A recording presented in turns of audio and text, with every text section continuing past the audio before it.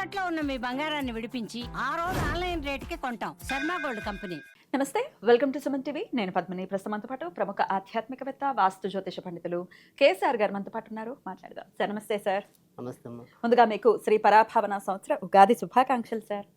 మన ప్రేక్షకులందరికీ కూడా ఈ పరాభవన సంవత్సరంలో వాళ్ళకి ఎలాంటి పరాభవాలు లేకుండా అన్ని మంచి అనుభవాలు ఇలాగా కలగాలని, ఆరోగ్య అవసరాలతో వాళ్ళ జీవితాలన్నీ కూడా తొలతోగాలని మనస్ఫూర్తిగా కోరుకుంటూ, ఇప్పుడు మీరేం అడిగితే అది చెప్పడానికి సిద్ధంగా ఉన్నాను. తప్పకుండా సార్. రాశి ఫలాలే ఖచ్చితంగా మన ఛానల్లో మీ వీడియోస్ కోసం ఎదురు చూసే వాళ్ళు చాలా మంది ఉన్నారు. మరి మీ ప్రిడిక్షన్స్ ఈ సంవత్సరం అంతా కూడా మా రాశికి ఎలా ఉంటుంది, మా నక్షత్రానికి ఎలా ఉంటుందని తెలుసుకోవాలనుకునే వాళ్ళు ఉన్నారు. అది తెలియచేద్దాం. అంతకన్నా ముందు గురు రాశి త్రయం ఎటువంటి ఫలితాలను ఇస్తుంది సార్? అంటే ఇది లాస్ట్ ఇయర్ కూడా జరిగింది, ఈ ఇయర్ కూడా జరగబోతోంది. కన్జర్వేటివ్గా ఇట్లా జరగటం ఎటువంటి ఫలితాలను ఇస్తుంది సార్? అంటే అంత క్రితం కూడా ఒక వీడియోలో మనం చేసాం. ఈ గురువులకి సంబంధించినంత వరకు కూడా ఆ, సంపూర్ణంగా మంచి ఫలితాలు అయితే ఉండే అవకాశాలు లేవు. సో ముఖ్యంగా జనాలకి ఈ అరుగుదల మీద వాటి మీద వచ్చే రోగాలు, సో అందులో మనకి ఏమంటాం, ఈ భాగ్యనగరం కాదు మధుమేహ నగరం అని కూడా ఒక పేరు. ఖచ్చితంగా. సో ఈ మధుమేహం యొక్క ఇంపాక్ట్ కూడా పెరగటం అనేది ఉంటుంది. ఇంకా కొద్దిగా చిన్న చిన్న వయసు వాళ్ళకి కూడా తొందరగానే సంప్రాప్తించే అవకాశాలు ఎక్కువగా ఉంటాయి. సో నెగిటివ్గా మాట్లాడితే అది ఒకటి. అంటే ఆరోగ్యం ఒకటి జాగ్రత్తగా చూసుకోవటం అనేది ప్రతి ఒక్కళ్ళు కూడా ఈ ఏడాది సాధ్యమైనంత వరకు కూడా రోడ్డు మీద ఆహారాలు ఎక్కువగా తీసుకోకుండా ఉండటం బాగా తప్పనిసరి అయితే తప్ప, సాధ్యమైనంత వరకు ఇంటి ఆహారాన్ని కొంత క్రమశిక్షణని పాటిస్తే ఆరోగ్యాలు బాగుంటాయి. సో ముఖ్యంగా ఈ పరాభవన సంవత్సరంకి వచ్చేప్పటికి ఏంటంటే గురుడు మనకి రాజు అవుతాడు. యాక్చువల్గా ఈ సంవత్సరానికి రాజు గురుడు అవటం వల్ల సో రాజులకే ఇబ్బంది, సామాన్య మానవులకి మంచిది. ఇప్పుడు మొదటి నుంచి కూడా పరాభవన సంవత్సరంలో కూడా దాని యొక్క అర్థం అనేది కూడా అంత ఈ రాజులకి మధ్య పరాభవాలు ఎదురవుతాయి ఎక్కువ అని చెప్పి దానికి సంబంధించిన సంకేతాలు ఆల్రెడీ ఉన్నాయి కదా. ఈ వరకు యుద్ధాలు కూడా మనం ఎప్పుడో లాస్ట్ ఇయర్ ఉగాది ముందు వీడియో కనుక చూసినట్టయితే ఫిబ్రవరి నుంచి జూన్ దాకా మనం పరీక్షాకాలం అని చెప్పాం అప్పట్లోనే. Correct sir. సో ఇంచుమించుగా ఇప్పుడు ఫిబ్రవరిలోనే మనకి యుద్ధాలు చివరి నుంచి బిగిన్ అయ్యాయి. సో అక్యురేట్ గా ఎట్లా సార్? అమేజింగ్ మీ ప్రొడిక్షన్స్. అంటే అవి నిజమయ్యాయని సంతోషపడటం ఇక్కడ నా ఉద్దేశం కాదు. అంటే ఎప్పుడు Correct గా, మన వరకు నేను ఎప్పుడు ఒకటే చెప్పాను, నిరంతరం మనం పరిశోధన అనేది అవసరం ఉంటుంది మనకు. అంత క్రితం ఏదో 10 ఏళ్ళ కిందట నేర్చుకున్నాం కదా, అదే కొట్టుకు పిండి అంటే అవదు. అప్డేట్ సో అప్డేట్ అవుతూనే ఉండాలి. ఎంత అప్డేట్ అవుతున్నా కూడా కొత్త విషయాలు ఏవోటి వెలుగుననే వస్తాయి. అంటే ఇప్పుడు మనకి అంతకుముందు మనకి ఏమీ ఇలాంటి కోవిడ్ లాంటి వ్యాధులు లేవు, కానీ కోవిడ్ వ్యాధి ఎందుకు వస్తుంది అనేది మనం గమనించగలగాలి. సో అంత క్రితం చతుర్థంలో శని ఉంటే హయ్యర్ ఎడ్యుకేషన్ అంటే హై స్కూల్ లెవెల్ దాటడం అనేది కష్టం ఉండేది. అంటే 10th క్లాసు ఒకప్పుడు మీకు పేపర్లో టఫ్ అది. అప్పుడు ఇంటర్ ఏమంటాం 10th మెట్రిక్ అని, అసలు 10th కి ముందు మెట్రిక్ అనేవాళ్ళు. ఈ రెండు అసలు అవి పాస్ అయ్యారంటే వాళ్ళు ఒక హీరోల్లా చూసేవారు. ఇప్పుడు ఆల్మోస్ట్ ప్రతి ఒక్కడు పాస్ అవుతాడు, ఎక్కువ మందికి ఫస్ట్ క్లాసులు వస్తాయి. మరి అదే శని చతుర్థంలో ఉంటే ఇప్పుడు ఎందుకు పాస్ అవుతున్నారు, అప్పుడు ఎందుకు పాస్ అవ్వాలా? శని మరి అప్పుడైనా గ్రహమే, ఇప్పుడైనా గ్రహమే కదా, అదే గ్రహం కదా. సో అందుకని మనం ఎందుకని ఈ రకమైన చేంజ్, అందుకని మనకి ఎప్పుడైనా సరే జాతకాలు చెప్పేప్పుడు పరిసరాలు, వాతావరణం, సో అవన్నీ కూడా గమనించి చెప్పాలని స్పష్టంగా ఉంటుంది మనకి. సో అందుకని ఇక్కడ మనకి పరాభవన సృష్టిలో గురుడికి వచ్చే ఇంపాక్ట్ వరకు ఏంటంటే ఎక్కువ రాజుల మధ్య కానీ ప్రజలు కొంతవరకు ఆర్థికంగా ఎదిగేందుకు ఈ సంవత్సరం బాగా దోహదపడుతుంది. మరి ఈ యుద్ధాలు ఆగుతాయా సార్ ఆన్ దిస్ నోట్? అంటే ఖచ్చితంగా ఆగుతాయి, బట్ కానీ జూన్ దాకా అది ఎలాగైనా కొనసాగుతుంది. భారతదేశం మీద ఎటువంటి ఇంపాక్ట్ ఉంటుంది? అంటే భారతదేశంలో అయితే కనుక అప్పుడైనా ఇప్పుడైనా ఈ ఏడాదైనా ఆ ఏడాదైనా ఒకటే చెప్తున్నా, సమర్థంగా ఎదుర్కొంటుంది. అద్భుతం, చాలా గ్యారంటీగా వీళ్ళు రక్షణాత్మకంగానే ఉంటారు. కానీ ఈ గ్యాస్ అందుబాటులో లేదు, అందుబాటులో ఉండదు, లేకపోతే ఆయిల్స్ అందుబాటులో ఉండవు అని అంటే ఒక ఎంత భయానకమైనటువంటి పరిస్థితి అది. అంటే అవి ఎప్పుడైనా సరే కొంతవరకు ఇటు పాలకులు అవ్వచ్చు, వ్యాపారస్తులు అవ్వచ్చు, ఎవరైనా సరే కృత్రిమంగా దాని యొక్క ఏమంటాం కరువుని సృష్టించడం. ఇది అలా సృష్టించిందేనా? అంతే. సో అందుకని మొన్న కూడా మనకి రీసెంట్గా ఈ మోదీ కానీ వీళ్ళు కానీ అదే చెప్పారు, మనం ఏదైనా సరే మీ ఉత్పత్తి పెంచండి, మనకి ఆ ప్రాబ్లం రాకూడదు అని చెప్పి. సో రాదు, ఎందుకంటే కృత్రిమంగా వీళ్ళు ఆటోమేటిక్గా ప్రతి దాని మీద దాన్ని ఇంప్లిమెంటేషన్ చేసేయటం అనేది ఉంటుంది. కానీ అన్నీ మళ్ళీ అణుగుతాయి.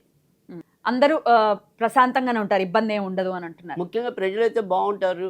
తర్వాత ఏమంటాం రాజు ఏమంటాం మన ఈ సాధువులు అనుకోండి, పీఠాధిపతులు అనుకోండి, తర్వాత అగ్ర కులాల్లో కూడా గౌరవనీయమైన వాళ్ళు ఎవరైతే ఉంటారో వాళ్ళందరూ కూడా ఇంకా గౌరవించబడతారు. అద్భుతం. చాలా మంచి మాట చెప్పారు.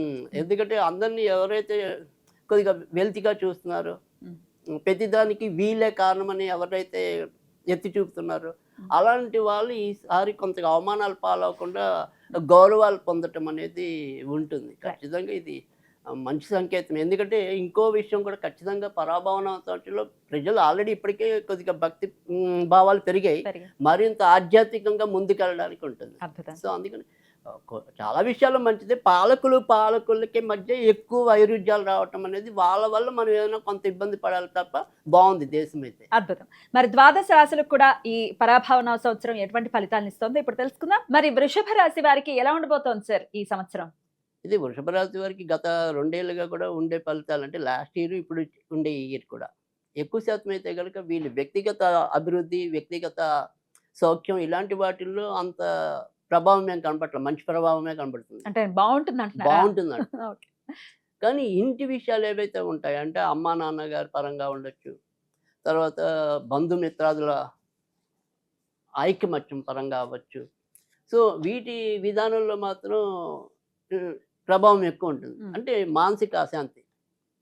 అమ్మ పరంగా మనకి సమస్య వదిలిపోయింది అన్నప్పటికీ నాన్న ఇంకో పరిస్థితి తెచ్చి రావడం అనేది. సో ఇంట్లో కుటుంబ పరంగా మాత్రం ఎప్పుడు ఏదో రకమైన కొంత అలజడి లేదా తిరకాసు, దీన్ని కొద్దిగా వీళ్ళు ఓర్పుగా తీసుకుని ముందుకెళ్లాల్సిన పరిస్థితి అయితే ఉంటుంది. సో గృహస్థ జీవితం అనే దాంట్లో మాత్రం మధ్య మధ్యలో కొంత ఇబ్బంది పడటం అనేది అయితే కనపడుతుంది.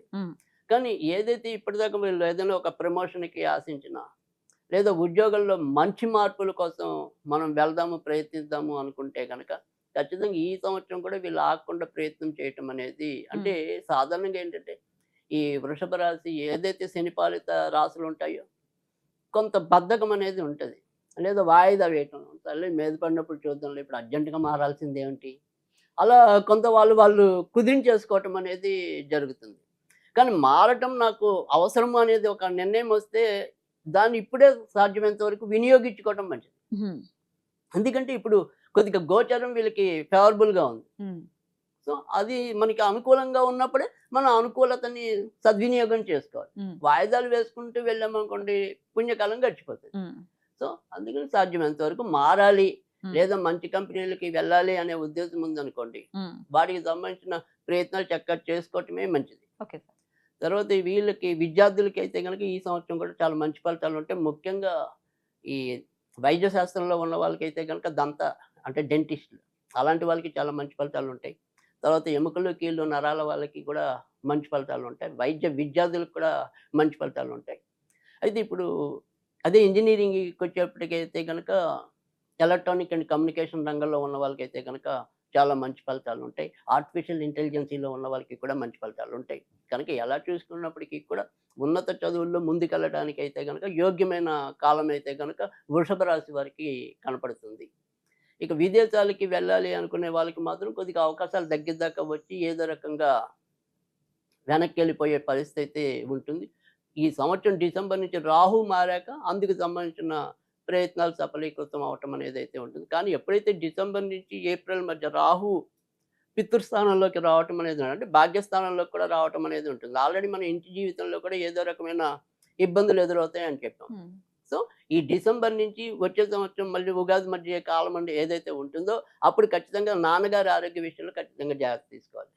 సో లేదు నాన్నగారి ఆరోగ్యం బాగుంది అనుకుంటే నాన్నగారు వ్యాపారస్తులు అయితే కనుక ఆ సమయంలో నష్టపోయే అవకాశాలు ఎక్కువ ఉంటాయి. కనుక ఏదైనప్పటికీ కూడా డిసెంబర్ నుంచి తర్వాత వచ్చే ఉగాది వరకు మాత్రం తండ్రి మీద ఇన్ఫ్లుయెన్స్ అంటే ప్రభావం దానిది ఎక్కువగా కనపడే పరిస్థితి ఎక్కువగా కనిపిస్తుంది.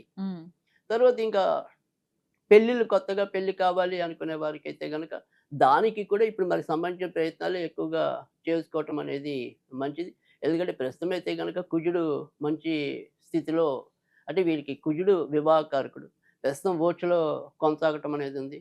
తర్వాత కూడా మళ్ళీ రాజ్యస్థానంలోకి చేరుకోవటం అనేది ఉంది. తర్వాత కూడా మళ్ళీ లాభస్థానంలోకి చేరుకోవటం అనేది ఉంది. కనుక ఇంచుమించుగా మనకి జూన్ వరకు ఏదో రకంగా మంచి ఫలితాలు ఉంటాయి. అంటే జూన్ తర్వాత నుంచి ఇక్కడ కుజుడు వీక్ అయినప్పటికీ కూడా మళ్ళీ గురుడు సేవ్ చేయడం అనేది ఉంటుంది. కనుక ఎలా చూసుకున్నప్పటికీ కూడా ఈ ఏడాది కొద్దిగా మంచి ఏమంటారు ఒక ఇంటి వాళ్ళు అవ్వడానికి అవకాశాలు ఎక్కువ ఉన్నాయి. ఓకే. సో అందుకని ఆ సంబంధించిన ప్రయత్నాలు అయితే గనక నిస్సంకోచంగా చేసుకోవటం అనేది మంచిదే. ఇక తర్వాత మళ్ళీ సంతానం, ఒకవేళ కొత్తగా సంతానం కావాలి, వాటికి సంబంధించిన ఏమన్నా సరే చేసుకోవచ్చా, మంచి జరుగుతుందా అంటే గనక సంతానం విషయాల్లో కూడా ప్రస్తుతం అయితే గనక ఇప్పుడు బుధుడు కొంత వక్రించి ఉండటం అనేది జరిగింది. సో ఏదైనప్పటికీ కూడా మనకి జూన్ తర్వాత నుంచి సంతాన విషయాలకి అనుకూలత రావటం అనేది జరుగుతుంది. కనుక ఓవరాల్గా అయితే కనుక సంతాన పరంగా కూడా చింత పెద్దగా కనపడటం లేదు. కనుక మంచిది వృషభ రాశి వాళ్ళకి. ఇక తర్వాత వ్యాపారస్తులకి ఈ ఏడాది కొద్దిగా బాగానే వృషభ రాశిలో ఉన్న వారికి మంచి జరగడానికి ఉంటుంది. ముఖ్యంగా భవన నిర్మాణ రంగంలో ఉన్న వాళ్ళకి, తర్వాత వైద్య రంగంలో ఉన్న వారికి, తర్వాత డిపార్ట్మెంటల్ స్టోర్లు నడిపే వాళ్ళకి, తర్వాత ఆడవాళ్ళకి సంబంధించినవి ఏమైనా సరే అంటే బ్యూటీ పార్లర్స్ కానీ, తర్వాత ఫ్యాన్సీ షాపులు కానీ, ఆడవాళ్ళ కాస్మెటిక్స్ కానీ ఇలాంటికి సంబంధించిన వ్యాపారాల్లో ఉన్న వారికి కూడా అభివృద్ధి మరింత పెరగడానికైతే ఎక్కువగా కనిపిస్తుంది. కనుక వృషభ రాశి వాళ్ళకి ఎలా చూసుకున్నప్పటికీ కూడా ఎక్కువ శాతం మంచి ఫలితాలు ఉన్నాయి. ఇంటి విషయాలే కొంతవరకు జాగ్రత్త పడితే చాలు. విద్యార్థులకు కూడా ఒకసారి చెప్పండి సార్ ఎలా? అది ఇందాక మనం చెప్పుకున్న విద్యార్థులకి చాలా మంచి ఫలితాలు ఉన్నాయి. ముఖ్యంగా వైద్య రంగంలో వెళ్ళే వాళ్ళకి, ఆర్టిఫిషియల్ ఇంటెలిజెన్స్ ఇలాంటి వాటిల్లోకి వెళ్ళే వాళ్ళకి ఎక్కువ మంచి ఫలితాలు ఉన్నాయి. కనుక ఎవరైనా సరే వారు అనుకున్న విద్యలో ముందుకెళ్ళటం అనేది ఉంటుంది. అద్భుతం సార్. మరి కుటుంబంలో కూడా చక్కటి సాఫీ వాతావరణం ఉండాలి అనుకుంటే ఈ సంవత్సరం పొడవునా మీరు ఏ ఆరాధన చేసుకోవాలి సార్? ఖచ్చితంగా దుర్గాదేవికి సంబంధించిన ఆరాధనే చేసుకోవటం అనేది మంచిది ఉంటుంది. ఎందుకంటే తర్వాత కూడా రాహు ఇన్ఫ్లుయెన్స్ అనేది ఎక్కువ ఉండటం అనేది ఇప్పుడు కూడా ప్రస్తుతం అయితే కనుక రాజ్యస్థానంలోనే రాహు ఉండి ఏదైనా సరే చిన్న ఇబ్బందులు ఏమంటాం వృత్తి ఉద్యోగాల్లో మనకి అభివృద్ధి ఉన్నప్పటికీ కూడా ఒత్తిడి కూడా అదే భాగంగా ఎక్కువ ఉండొచ్చు. సో అందుకని దుర్గాదేవిని పూజించడం వల్ల మంచి జరగటం అనేది ఉంటుంది. మనం దుర్గని ప్రత్యేకంగా పూజించడం చేత కాకపోయినా కూడా ఓం దుమ్ ఓం దుమ్ ఓం దుమ్ ఓం దుమ్ అనుకుంటూ ఉన్న మంచి ఫలితాలు రావటం అనేది ఉంటుంది. అంతకంటే ఏమనుకోక్కర్లేదు. ఓకే. స్విచ్ వర్డ్స్ కూడా ఎలాగో చెప్తున్నారు కాబట్టి వీళ్ళు ఏం చదువుకోవచ్చు సార్? అంటే వీళ్ళకి కూడా ఎప్పుడు కూడా అంటే లోటస్ అనేది మంచి ఫలితం ఇవ్వడం అనేది ఉంటుంది. అద్భుతం సార్. చాలా చక్కగా తెలియజేశారు సార్. ఒక ఎంత ప్రోత్సాహకరంగా ఉన్నాయి మీ ప్రొడక్షన్స్. వృషభ రాశి వారికి ప్రత్యేకించి బాగుంటుంది ఈ సంవత్సరం అని చెప్తున్నారు కాబట్టి ఆశాజనకంగా ఉంది. ఖచ్చితంగా ఉంటుంది. వినియోగించుకోవాలి కూడా. బద్ధకాన్ని మాత్రం వదిలేస్తే అన్ని బాగుంటాయి. అద్భుతం సార్. చాలా చక్కగా తెలియజేశారు. ఇక నెక్స్ట్ వీడియోలో మిథున రాశి గురించి తెలుసుకుందాం. నమస్కారం సార్.